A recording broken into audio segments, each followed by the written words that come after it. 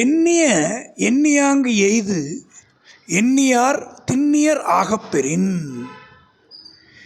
எண்ணிய எண்ணியாங்கு எய்து எண்ணியார் திண்ணியர் ஆகப்பெறின். எண்ணியவர் எண்ணியபடியே செயலாற்றுவதில் உறுதியுடையவராக இருக்கப் பெற்றால் அவர் எண்ணியவற்றை எண்ணியவாறே அடைவர்.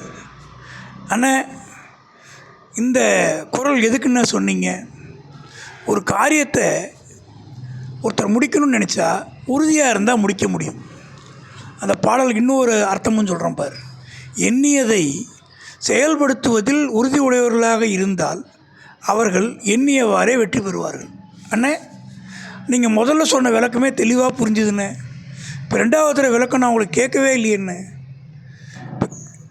கோபாலு, நான் சின்ன பையனாக இருக்கும்போது எங்கள் அப்பா ஒன்றையும் 10 தடவை படின்னுவார்.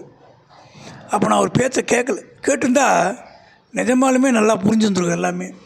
இப்போ நான் ரெண்டாவது தடவை சொன்னதுக்கே நீ பதட்டமாகற. அண்ணே, இப்போ எதுக்குன்னு இந்த பாட்டு? கோபாலு, இந்த திங்கக்கிழமை அன்னைக்கு திருவல்லிக்கேணி போயிருந்தேன். ஒரு விழாவுக்கு, சொந்தக்காரங்க வீட்டு ஃபங்க்ஷனு.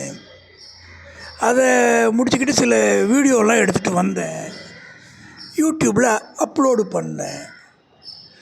கிட்டத்தட்ட 4000, அதாவது 48 மணி நேரத்துக்குள்ளே 4000 வியூலேருந்து 9500 வந்து நின்றுடுச்சு. கொஞ்சம் வருத்தம், இந்த 10,000 தொடாமல் போயிடுச்சு அப்படின்னு. உடனே ஒரு திட்டம் போட்டேன்.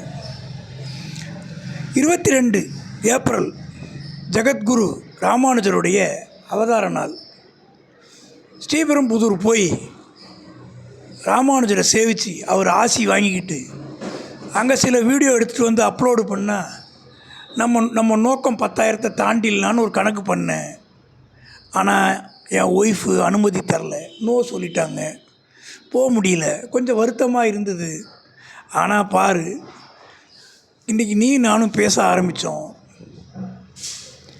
இன்றைக்கி நான் நினச்சது 10,000, 6,000 இருந்தது. 6,000லேருந்து 10,800 தாண்டிடுச்சு. நான் உனக்கு நன்றி சொல்கிறேன் கோபாலு.